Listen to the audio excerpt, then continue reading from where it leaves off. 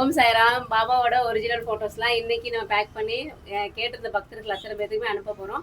என்னோட பாபா கேட்டிருந்தாங்க அப்படின்னு பாருங்க. துவாரகமாய் பாபா 12க்கு 18 சைஸில் இருக்காங்க.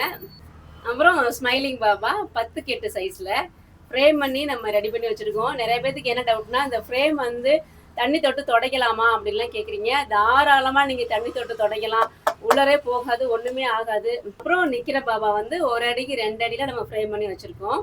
எந்த ஃபோட்டோ வாங்கினாலுமே உங்களுக்கு தண்ணி போட்டு நல்லா தொடச்சிக்கலாம், எதுவுமே ஆகாது. உங்களுக்கு பக்காவான லேமினேஷன் பண்ணி தான் நம்ம கொடுக்குறோம்.